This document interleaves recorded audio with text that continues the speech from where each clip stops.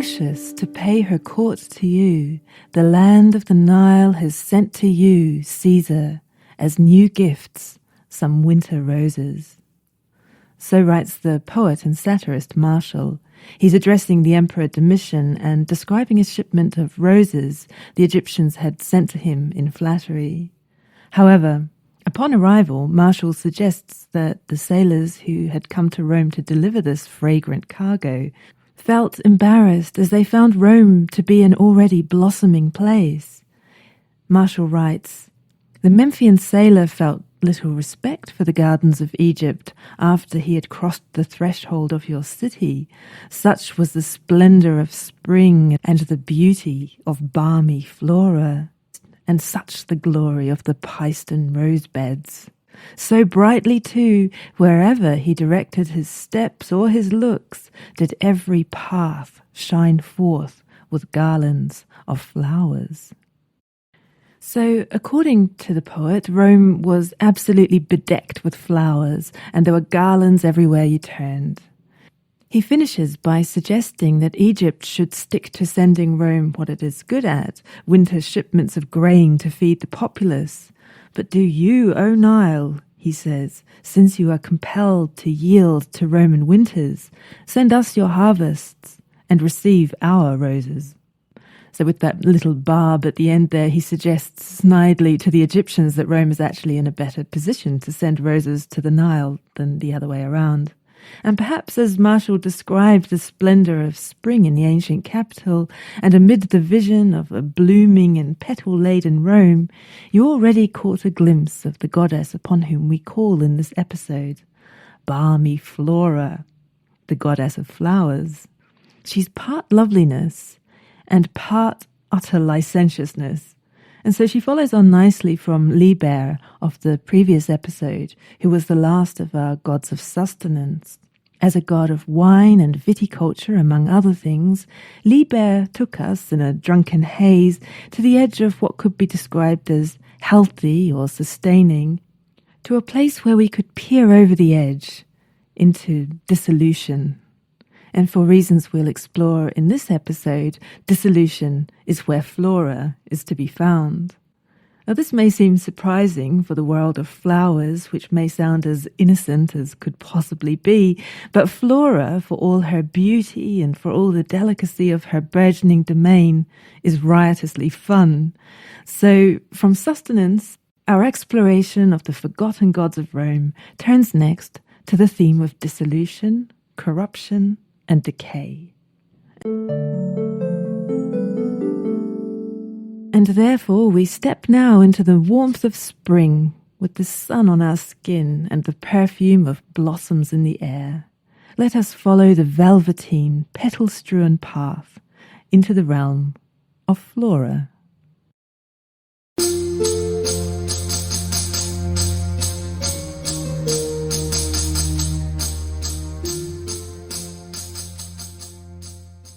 Perhaps you may think that I am queen only of dainty garlands, says the goddess, or at least says the Roman poet who put words into her mouth.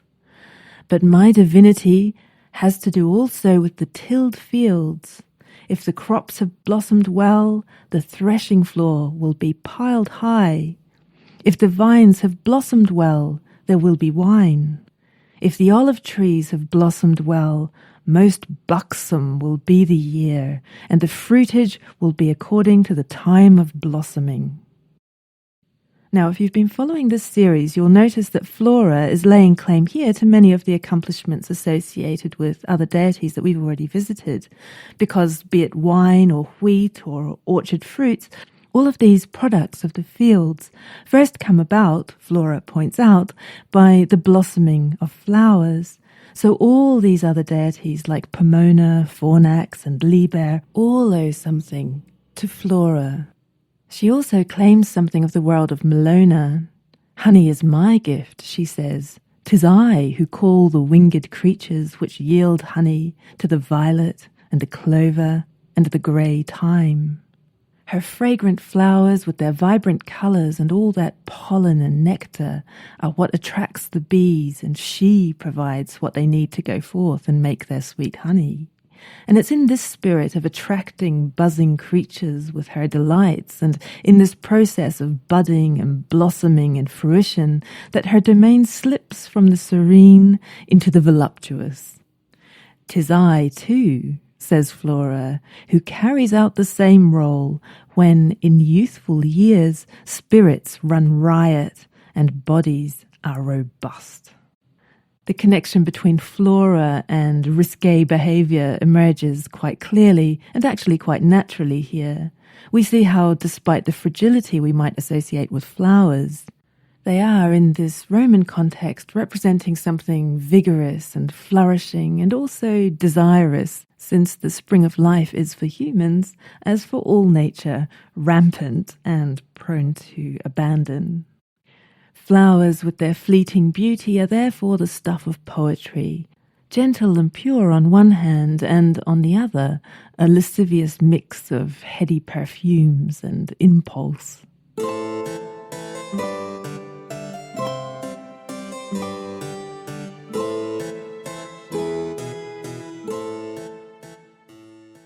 So, who was Flora? Well, there was a Greek goddess of flowers called Chloris, and part of Chloris's myth became also the backstory of Flora. Chloris was an extremely beautiful nymph who was roaming through the field one spring when she was spotted by Zephyr. He was a wind deity. Zephyr was the west wind, and therefore the most gentle of the four winds, and the one associated with spring. He's a gentle breeze rather than a howling gale, and he fell for Chloris the moment he laid eyes on her. He went after her, but she fled, and he pursued. Then, in that manner of ancient myths, since he was the stronger and the faster, her attempts to escape were futile, and so he had his way with her. This is all made okay, though, to the ancient sensibilities, because he really did love her, and so he married her afterwards. And he also made her a goddess, and due to her perfections, he asked her to be queen of flowers, and her marriage was a happy one, and so her gardens bloomed perpetually. Just as she claimed the credit for much of the produce of other deities with her flowers, she also claimed a central role in much of Greco-Roman mythology. Many of those myths have flowers as their central emblem, or to turn it around, many of the origin stories of flowers had mythological characters attached to them. So the Garden of Flora was for Romans as that of Chloris was for Greeks, a scented, storied place, rich with associations of love and lust, loss and longing. However, in Rome, as you know, there was always a lot more going on socially, and so yet again, in Roman culture, Flora held a different place and performed a different role than Chloris did for Greeks. Like Pomona, the goddess of the orchard, Flora was, from the Renaissance, a popular muse for artists. Also like Pomona, in these modern representations, her clothes seem incapable of doing their job and are always falling off in opportune places, exposing the body and compromising all modesty. However, unlike Pomona, who was modest by nature, at least with Flora there was a viable rationale for this. In Rome, she was in fact a racy goddess, and her festival, the Floralia, was a raunchy affair that would not be out of place in Parisian cabarets. So it seems to have become an artistic shorthand to portray Flora with one breast exposed. Often this seems entirely gratuitous, and I think Flora was often just a thinly disguised excuse to paint female nudity in times when it was otherwise outrageous for decent ladies to flash an ankle. In ancient Roman art, in those few extant depictions of Flora that we have, she's not suffering from the same wardrobe malfunction and is adequately covered up, although the threat that her clothes might fall off at any moment is still sometimes apparent.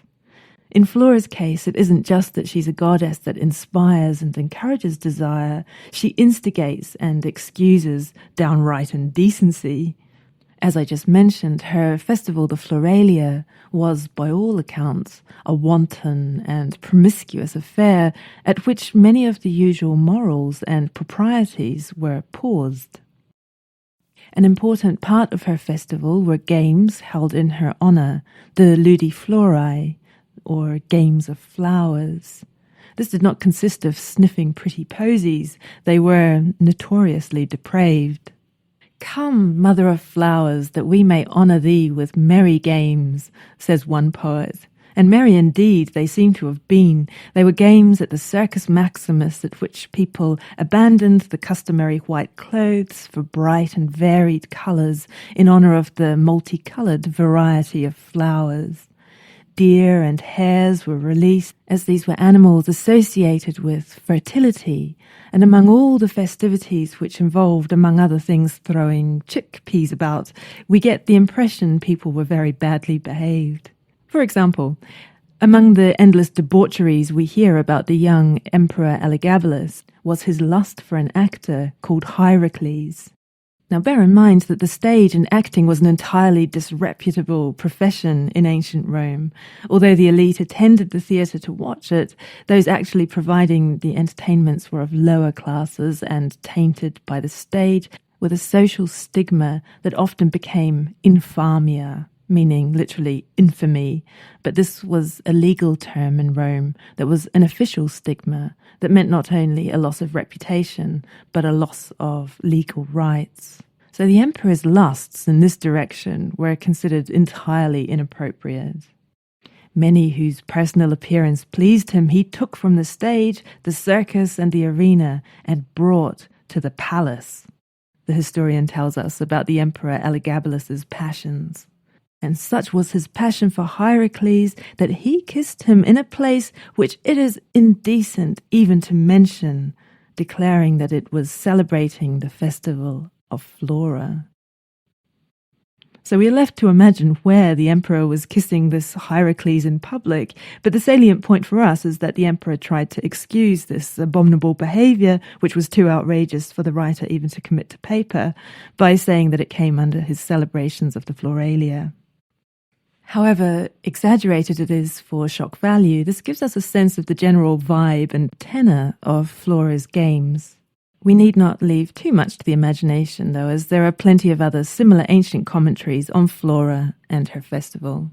For example, in the middle of an imagined conversation with the goddess, Ovid writes, "I was about to ask why these games are marked by greater wantonness and broader jests, but it occurred to me that the divinity is not straight-laced, and that the gifts she brings lend themselves to delights." In other words, this kind of promiscuity is part of Flora's very nature, and so obviously the celebration of her festival heads in this direction. For this reason, prostitutes had claimed Flora as their patron deity, which just amplifies all these salacious connotations. An early Christian writer called Minucius Felix, active around 200 CE, listed Flora among Rome's infamous harlots. She must be reckoned, he rants, among the diseases and the gods of the Romans. At the Floralia, it became customary for prostitutes to take to the stage at the theatre and perform naked, and audience members would shout and cheer at other actors and actresses to take their clothes off too.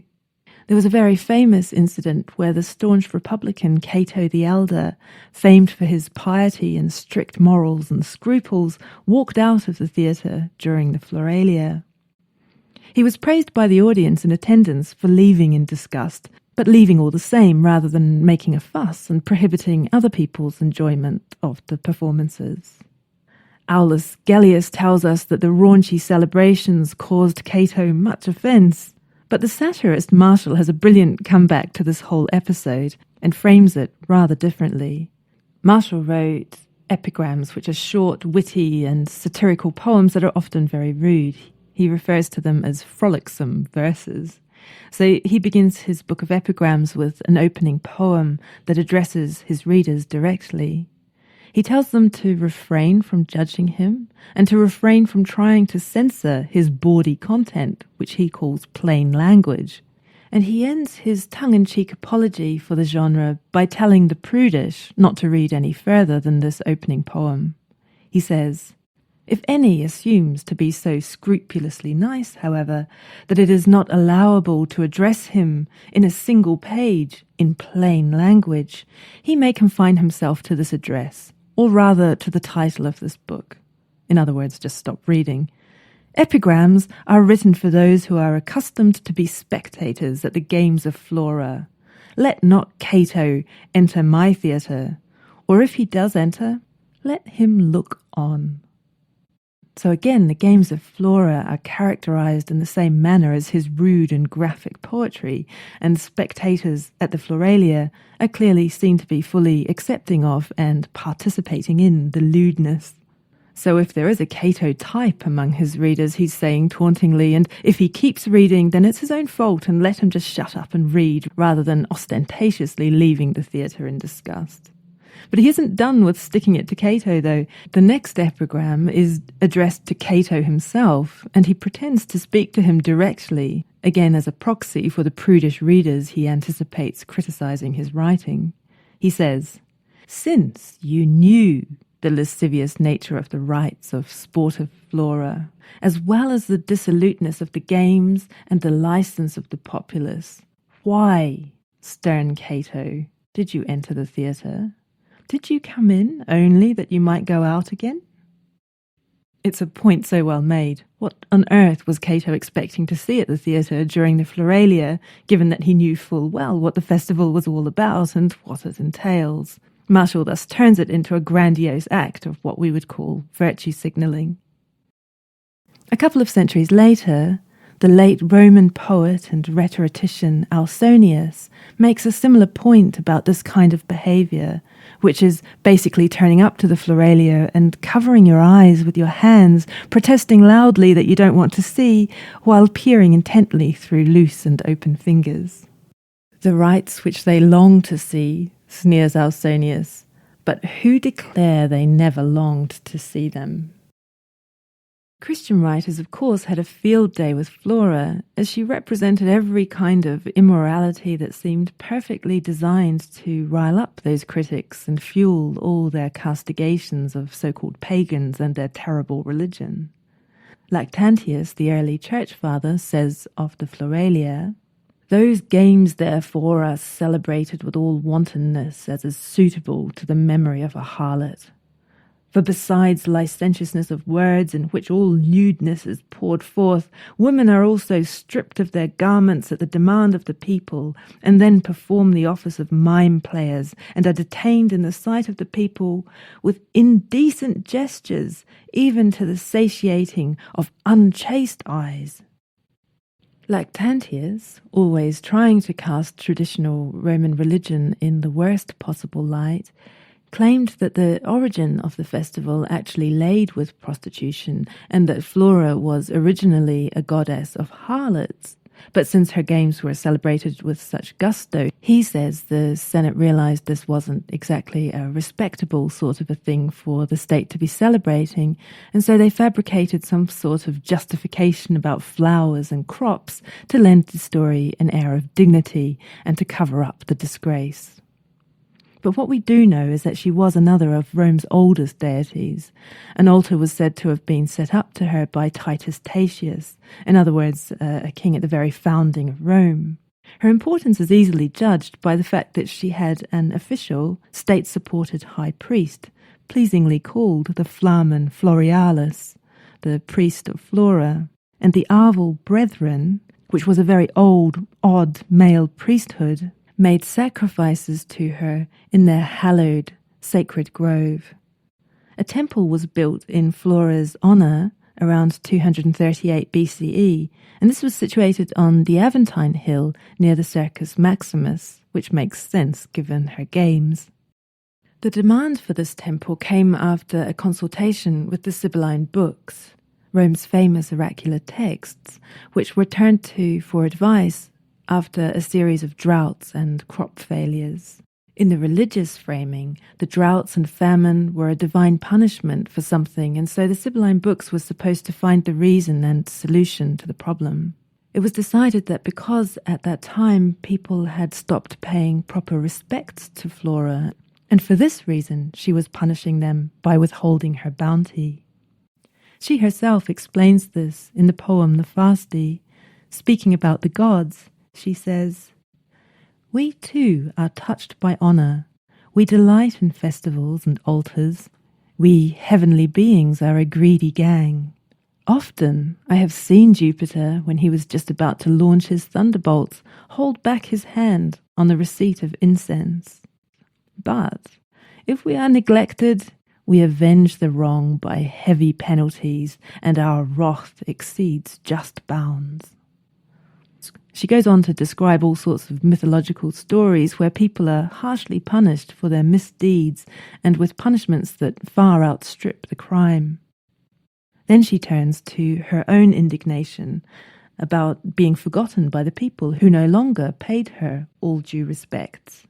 "I myself was once neglected by the Roman Senate," she says. "What was I to do?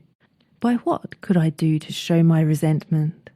What punishment to exact for the slight put upon me? In my gloom I relinquished my office. I guarded no more the countryside, and the fruitful garden was naught to me. The lilies had dropped, you might see the violets withering, and the tendrils of the crimson saffron languishing. Often Zephyr said to me, 'Spoil not thine own dowry,' but my dowry was worthless in my sight. The olive trees were in blossom, the wanton winds blighted them.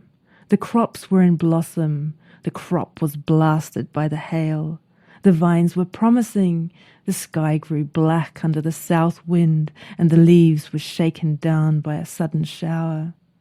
I did not will it so, nor am I cruel in my anger, but I did not care to ward off these ills."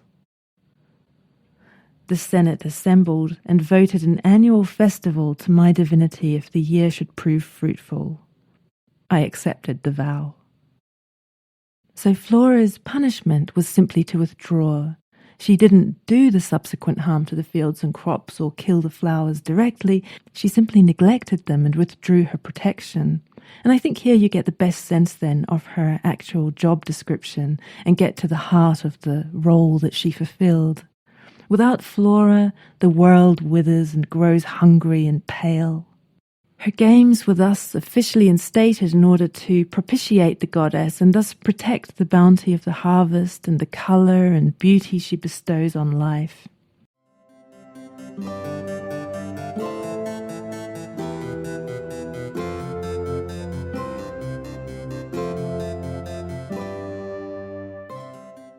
Whatever later critics wanted to say about her, this was her remit.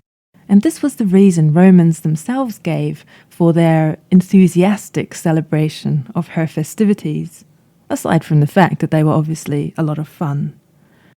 So Cicero, in his usual self-aggrandizing manner, when holding the political office of aedile, could speak of his duty to organize the Feralia like this. "Now I am aedile elect. I consider what it is that I have received from the Roman people. I consider that I am bound to celebrate holy games with the most solemn ceremonies, to Ceres, to Liber, and to Libera, that I am bound to render Flora propitious to the Roman nation and people by the splendour of her games." Despite all the frivolity then, there is something quite genuine and necessary behind it all. Nevertheless, there's nothing but joy in propitiating Flora. Flowers generally symbolized such joyous engagement with life. The very act of putting on a garland of flowers in both Greece and Rome meant that you were shifting away from the concerns of everyday life and into a space of ritual or leisure or emotional intensity. At feasts and drinking parties, garlands could suggest a kind of temporary transformation into a reveller, a lover, or a figure in tune with mythic or poetic traditions. Thus the poet could say the following of Flora's garlands. The brows of celebrants are wreathed with stitched garlands, and the polished table is buried under a shower of roses.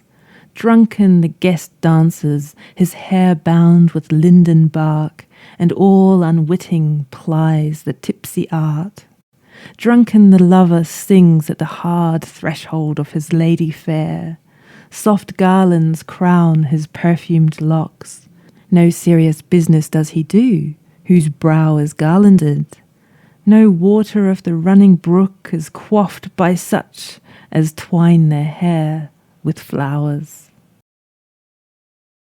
Which is a lovely thought of how Flora and her flowers represented something removed from the humdrum of everyday life, something more in the moment that encouraged a pause to embrace the ephemeral sensuality of life in the moment, or as we say in English, taking time to stop and smell the roses.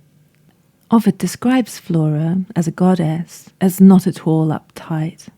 A rakish stage fits Flora well, he says. She is not, believe me, she is not to be counted among your buskined goddesses. Buskins are those high lace-up boots. They were worn on stage, and Ovid means that Flora is no solemn, dramatic, or tragic character. The reason why a crowd of drabs frequents these games is not hard to discover. She is none of your glum, none of your high-flown ones. She wishes her rights to be open to the common herd, and she warns us to use life's flower while it still blooms. For the thorn, she reminds us, is flouted when the roses have fallen away. So there goes Flora on the rosy breath of spring, florid, lurid, and lovely in equal measures. If you were expecting a goddess of flowers to be something demure and twee, like something on a Victorian chocolate box, you'd be in for a surprise. She's much more well-rounded a personality than that, far more full-bodied, hot-blooded, and alive than a pursed-lipped and pretty character just pouting. And she's all the more real and relatable for it, and she gives a wonderful vigour and power to flowers, alongside the fragility of that fleeting efflorescence that blooms and fades so quickly. When Flora finished telling her tale to Ovid, he writes that she vanished into thin air. A fragrance lingered, however, so you could know a goddess had been there. And he ends with an entreaty to Flora that bears the test of ages. O strew, I pray thee, goddess, thy boons upon my breast.